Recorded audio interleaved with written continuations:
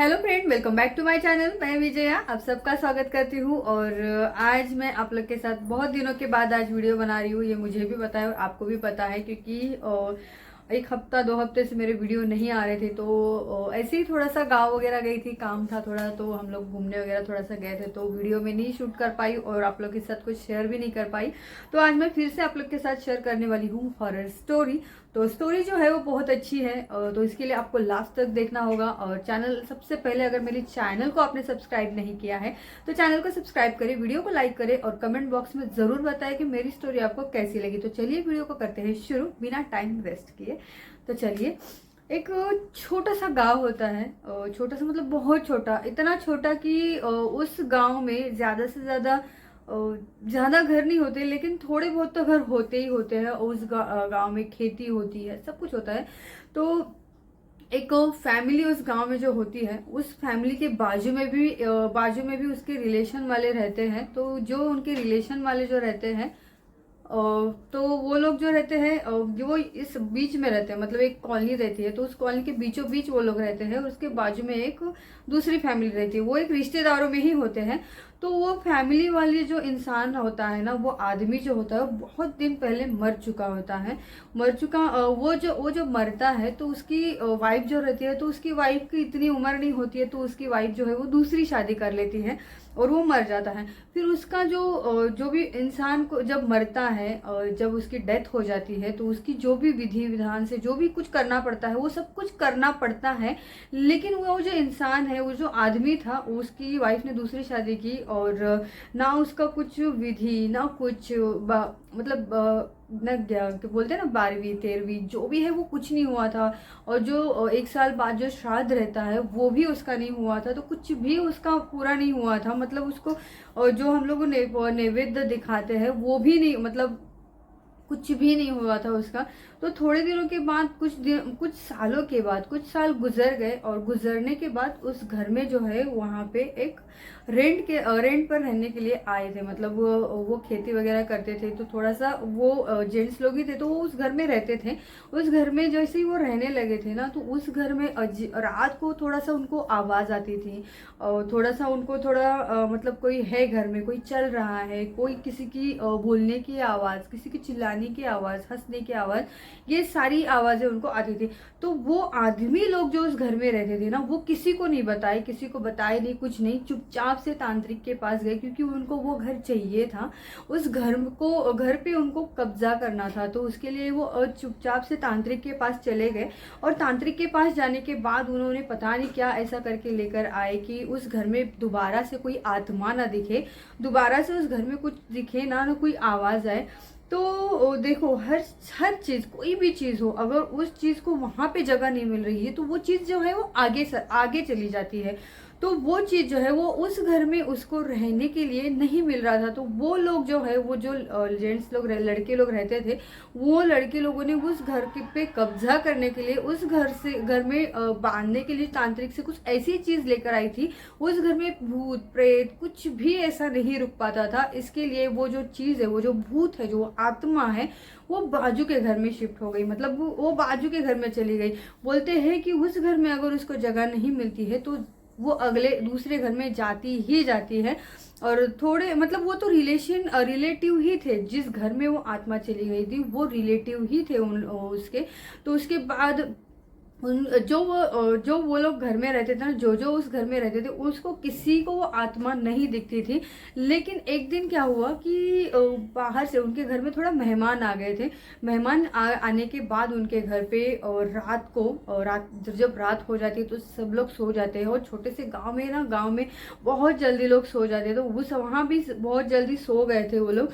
और सोने के बाद जो उनके बच्चे थे, तो 2 बच्चे थे, और बड़े लोगों को तो कुछ नहीं, लेकिन जो छोटे बच्चे थे ना, दोनों बच्चे अचानक से रात को 3 बजे उठ के बैठ गए और डरने लगे। बहुत ज्यादा डर गए थे वो लोग। रोना, और वो अपने मम्मी से बोल रहे थे कि मम्मा यहाँ पे कुछ है, मम्मा यहाँ पे कुछ है, हमने किसी को देखा, उसके हाथ में मतलब कुछ तो था।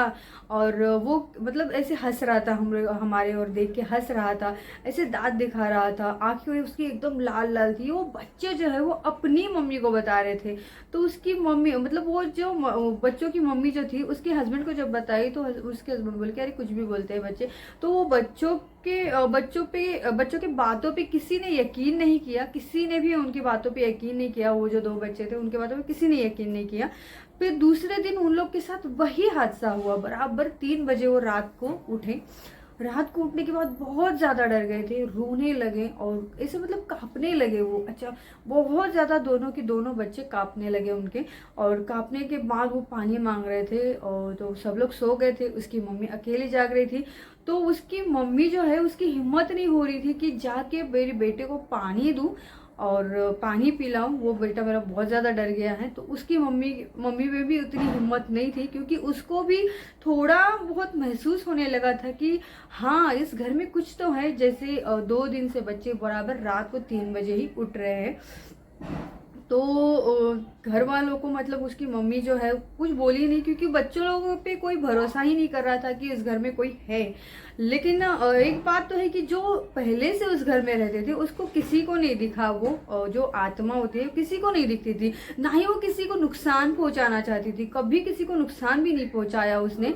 वो घर में कम से कम उसको 4 से 5 साल से वो रह रही थी, लेकिन कभी किसी को नुकसान नहीं पहुंचाया।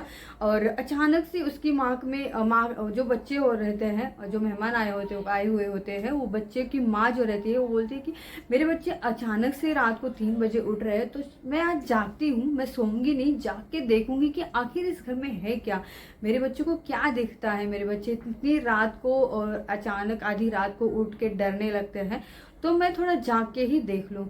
तो फिर वो जो रहती है उसके वो बच्चों की माँ जो रहती है बिस्तर ओढ़ती मतलब बिस्तर डालने के बाद चादर उधर ओढ़ के सो जाती है। लेकिन वो सोती है लेकिन उसकी आंखें जो है वो खुली रहती है, क्योंकि उसको देखना रहता है कि इस घर में आखिर है क्या जो मेरे बच्चे इतने डर रहे हैं। तो वो जागती है।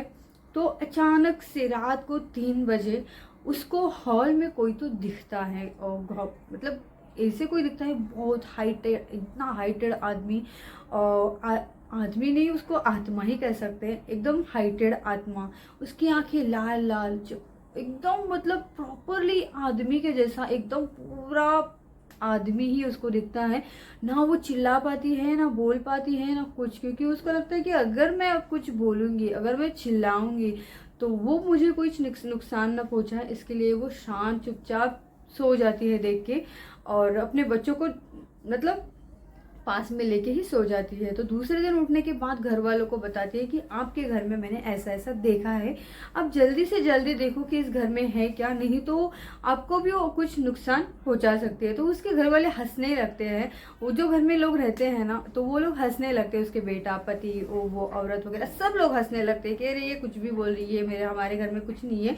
तो जैसे ही वो मेहमान जो है उस घर से चले जाते हैं, उसके दूसरे दिन बाद ही वो जो मेन आदमी रहता है उस घर में, मतलब सबसे बड़े जो रहते हैं, तो वो उसको ना एकदम अचानक से और जैसे कुछ याद ही नहीं है कि मैं कौन हूँ, मैं कहाँ से आया हूँ, ये मेरी बीवी है, ये मेरे बच्चे हैं, ये कुछ भी उसको याद नहीं है। हॉस्पिटल में एडमिट करने के बाद भी उसको कुछ नहीं याद रहता है, ना सुई लगाने देते, ना कपड़ा। एकदम जैसे पागल हो गए हैं, जैसे एकदम अचानक से ऐसा लगता है कि कुछ तो भूत प्रेत उनके अंदर चला गया है ऐसे। तो फिर वो एडमिट भी करते हैं। एडमिट करने के बाद भी उनको कुछ फर्क नहीं पड़ता है, कुछ भी नहीं ना। वो अपनी पत्नी को तक नहीं पहचानते, अपने बच्चों को नहीं पहचानते, अपने बेटे को, अपनी बहू को, कुछ अपने नाती पोती किसी को नहीं पहचानते हैं वो। और पहले 2 दिन पहले ही वो औरत बोल के गई थी कि आपके घर में मुझे कुछ तो दिखा है, लेकिन किसी ने उसकी बातों पर भरोसा नहीं किया। तो उसके बाद हॉस्पिटल में जो रहते हैं और मतलब वो उस घर में जो मेन आदमी रहते हैं, तो वो हॉस्पिटल में रहते हैं। तो फिर उनके बेटे जो है वो किसी तांत्रिक के पास चले जाते हैं और बोलते हैं कि मेरे पापा को अचानक से ऐसा ऐसा हुआ है। फिर वो जो देखते हैं तो बोलते हैं कि आपके घर में एक आत्मा है, और आपके घर में जो आत्मा है वो आपके पापा के अंदर चली गई है, वो नुकसान, कुछ ना कुछ तो नुकसान करके ही चले जाने वाली है। तब जाके सबको यकीन होता है कि जो औरत सच बोल के गई है वो सच था, और इसी वजह से हम लोग को इतनी तकलीफ हो रही है। फिर उनका बेटा जो है तो वो जो बेटा है वो तांत्रिक के पास जाने के बाद वो तांत्रिक जो है कुछ पानी वगैरह कुछ देता है उसके वो बेटे के पास। तो वो हॉस्पिटल में जाने के बाद वो तांत्रिक बोलता है कि उनके बदन पे थोड़ा पानी डालो, उनको थोड़ा पिलाओ, उनके सर पे थोड़ा डालो।